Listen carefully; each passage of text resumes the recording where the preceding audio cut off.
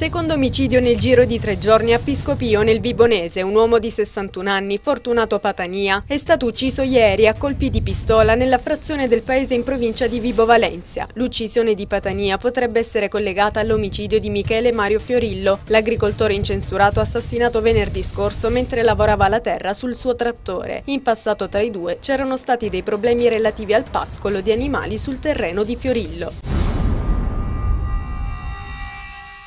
Sono 2 le persone su cui si concentrerebbero le attenzioni della Polizia di Stato di Catanzaro per l'omicidio di Abdelrahim Katai, il marocchino di 27 anni ucciso sabato sera a Catanzaro. Le indagini sarebbero rivolte a 2 connazionali del giovane. Il movente sarebbe legato a questioni economiche, probabilmente dovute al fatto che il giovane ucciso avesse con sé una discreta somma di denaro che pare avesse deciso di portare in Marocco per consegnarla ai suoi familiari.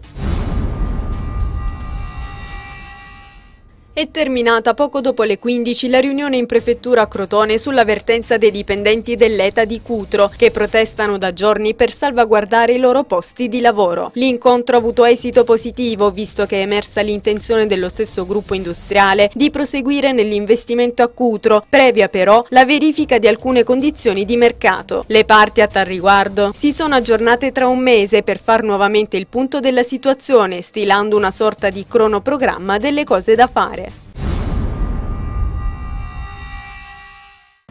Si chiama Odette Donato e domani, giorno del suo 7° compleanno, partirà per Roma dove parteciperà il prossimo 23 settembre alla cerimonia di apertura dell'anno scolastico 2011-2012 alla presenza del Capo dello Stato Giorgio Napolitano nel cortile d'onore del Quirinale. Odette avrà questo privilegio in quanto piccola stella del piccolo coro del Teatro Rendano di Cosenza.